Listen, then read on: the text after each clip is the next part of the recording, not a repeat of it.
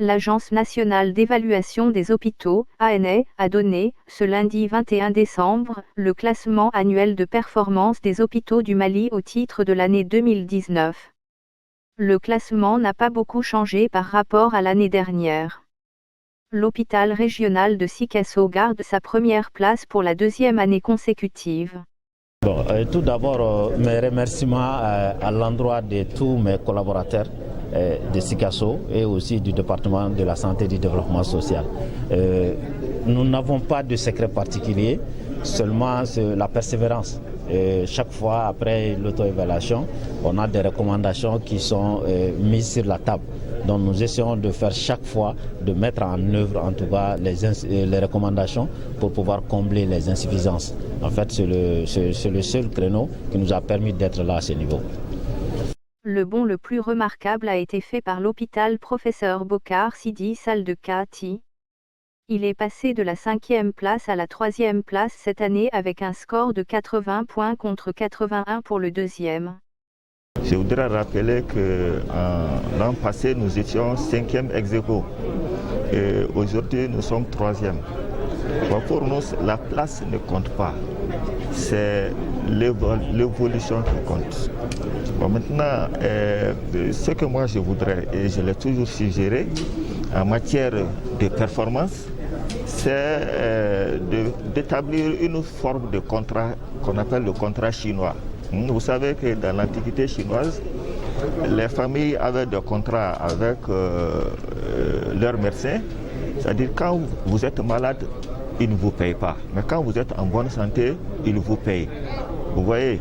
Donc si on attribue par exemple des subventions financières aux structures performantes pour maintenir la performance, donc ça peut être une source d'émulation. Et dès que votre performance baisse, on arrête de vous subventionner. Donc cela va entraîner une émulation forte entre les structures hospitalières et à l'intérieur des hôpitaux aussi. En tout cas, c'est une suggestion parce qu'on a dit que tout ce que nous avons fait, c'est sur nos propres ressources. Mesdames et Messieurs les membres du cabinet du ministère de la Santé et du Développement social, Monsieur le directeur de l'ANEH, Professeur Adama Diawara, ancien directeur de l'ANEH, Madame la représentante de l'UNICEF au Mali, merci d'avoir effectué le déplacement. Mesdames et Messieurs les directeurs généraux des établissements hospitaliers, Mesdames et Messieurs les directeurs des représentants des services centraux rattachés à organismes personnalisés, Mesdames et Messieurs les partenaires techniques et financiers ici présents, Mesdames et Messieurs les personnes ressources, Mesdames et Messieurs les présidents des commissions médicales d'établissement des hôpitaux, Mesdames et Messieurs les travailleurs de l'ANEH, Mesdames et Messieurs de la presse publique et privée, distingués invités. C'est un honneur et un réel plaisir pour moi de présider la cérémonie solennelle de la restitution des résultats de l'évaluation de la performance des hôpitaux au titre de l'année 2019. Je me dois de rappeler que l'amélioration de la santé des populations de notre pays est une préoccupation permanente de son Excellence, Monsieur le Président de la Transition, du Vice-président et du Premier ministre. Cette préoccupation s'est manifestée à travers plusieurs actions, entre autres la mise en place d'un dispositif d'amélioration de la performance des hôpitaux à travers un contrat de performance auquel tous les établissements publics, hospitaliers et l'hôpital mère-enfant ont souscrit.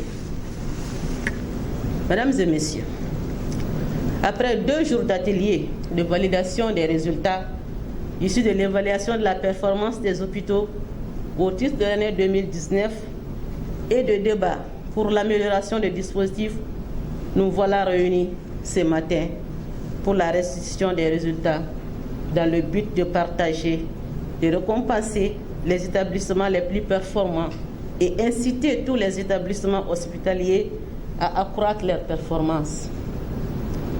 Il faut rappeler que l'évaluation de cette performance a porté sur 13 indicateurs généraux communs à tous les hôpitaux et 4 indicateurs spécifiques choisis de commun accord avec les structures hospitalières.